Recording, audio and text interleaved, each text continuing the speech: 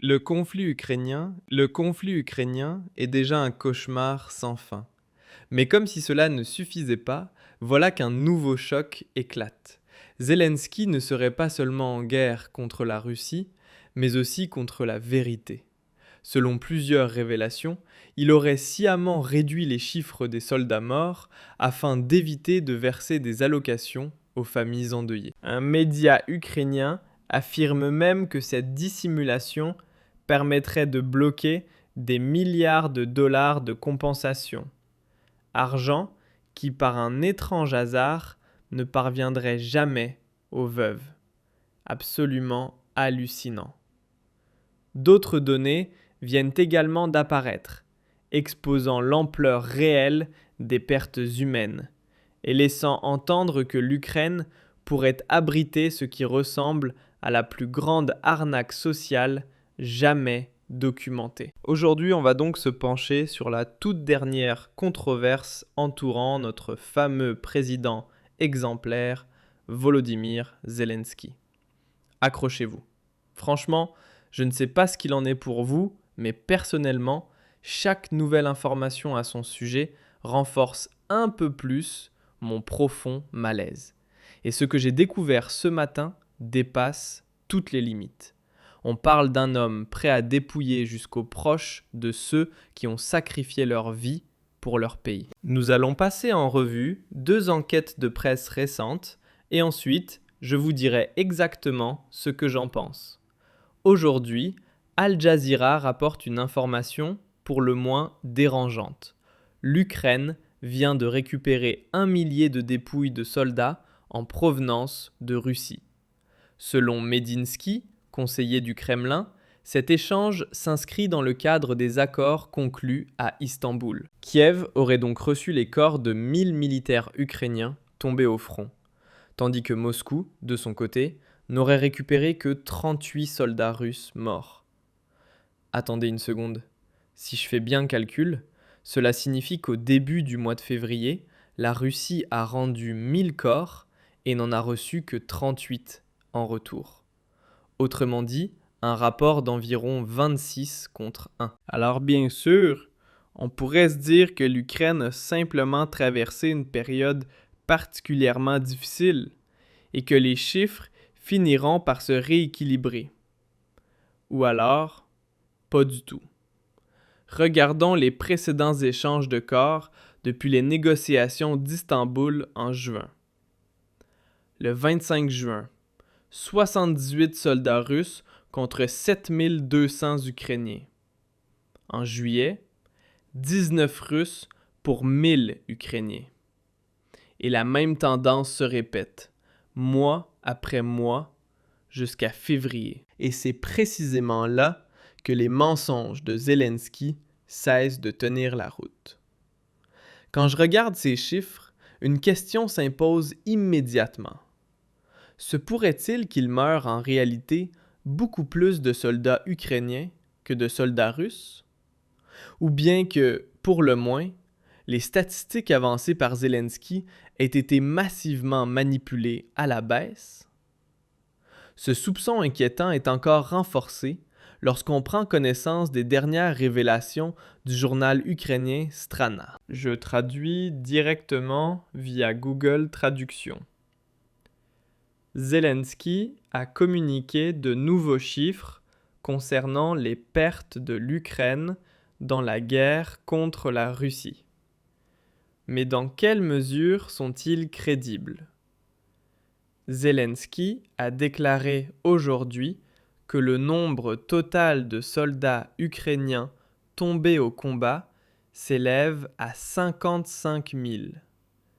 Il a également précisé qu'un grand nombre de personnes sont toujours portées disparues. Et retenez bien ce point sur les disparus, car il va devenir crucial dans un instant. Cela signifie que, selon les propres déclarations de Zelensky, l'Ukraine aurait perdu 9000 soldats en un an, soit environ 750 par mois. Et ça, mes chers spectateurs, c'est tout simplement la plus énorme minimisation qui soit, et un mensonge d'une ampleur colossale. Surtout quand on voit ensuite ce que Zelensky a déclaré récemment devant le Parlement néerlandais.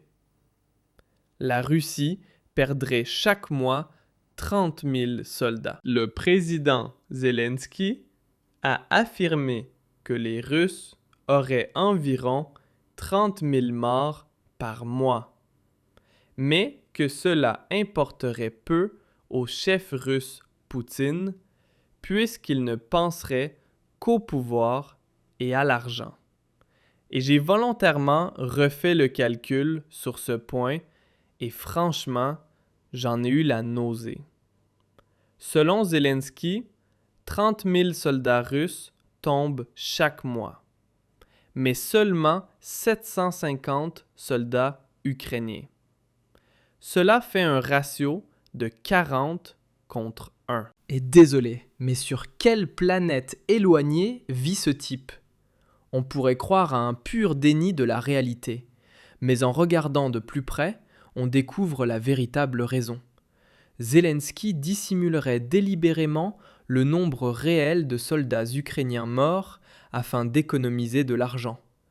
On parle de 30 milliards de dollars par an, soit un tiers du budget militaire ukrainien. Mais nous allons y revenir en détail dans un instant, car le journal ukrainien Strana poursuit avec des informations particulièrement lourdes de conséquences.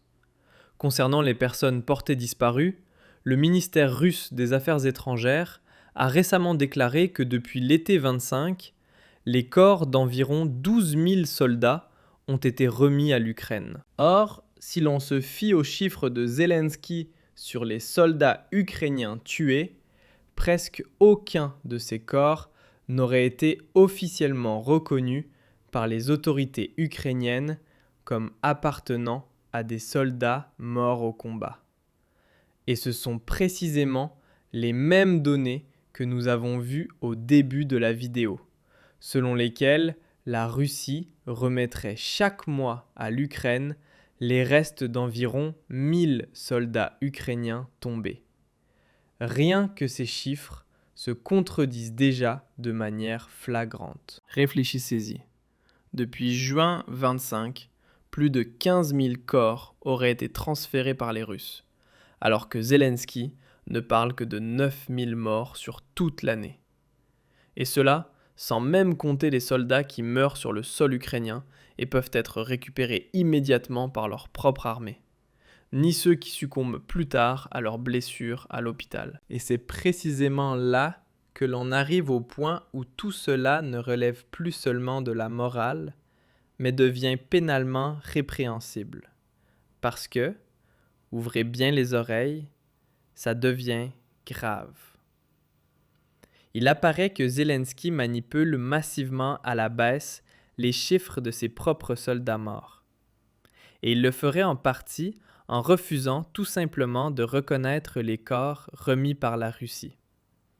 Il les laisse figurer comme disparus dans les statistiques. Et ça, mes chers spectateurs, c'est ce qui fait toute la différence. Car là, on entre dans le domaine du criminel. Le droit ukrainien prévoit que les familles des soldats officiellement déclarés morts ont droit à une pension de veuve, tandis que les familles des soldats portés disparus n'y ont pas droit. Le journal ukrainien poursuit ainsi. Auparavant, le centre d'analyse américain CSIS estimait les pertes ukrainiennes entre 100 000 et 140 000 personnes. Il convient de rappeler que, selon le droit ukrainien, les familles des morts officiellement reconnues ont droit au versement de 15 millions de hryvnia. Même si nous retenons l'estimation officieuse minimale de 100 000 pertes ukrainiennes, l'écart avec les chiffres de morts annoncés par Zelensky atteint 657 milliards de hryvnia. Et si nous prenons même le maximum, 140 000, alors on arrive à 1,275 billion de hryvnias. À titre de comparaison, le total des dépenses militaires prévues dans le budget ukrainien pour 2026 s'élève à 2,8 billions de hryvnias. Et laissez bien cela vous imprégner. Le montant des pensions de veuves que Zelensky ne verse pas parce qu'il manipule les chiffres des morts à la baisse atteindrait 1,27 billion de hryvnias, ce qui correspond à environ 30 milliards de dollars, autrement dit, un tiers du budget militaire ukrainien. Et voilà le cœur du problème. L'Ukraine est confrontée à d'énormes difficultés financières. L'argent manque de partout. C'est pour cette raison que Zelensky trafique les statistiques des soldats tués et prive ainsi les veuves de leur indemnisation. Et c'est tout simplement abject au plus haut degré, la plus grande fraude sociale au monde. Et ce seraient donc là les valeurs occidentales que nous défendons en Ukraine? Cette administration Zelensky devrait rejoindre l'Union européenne? Non merci. Pour moi, c'est un scandale monumental. Pas la guerre, pas la Russie, mais un président qui déclare ses propres soldats morts comme disparus uniquement pour éviter de verser 30 milliards de dollars aux veuves.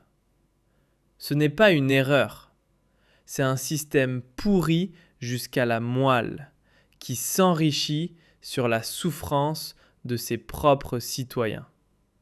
Et tous ceux qui continuent à défendre cela se rendent complices. Alors, qu'en pensez-vous? Les chiffres des soldats ukrainiens tués sont-ils plus élevés que ce que Zelensky veut admettre officiellement? Oui ou non? Dites-le moi dans les commentaires et laissez un like si vous voulez que je continue à vous tenir informé.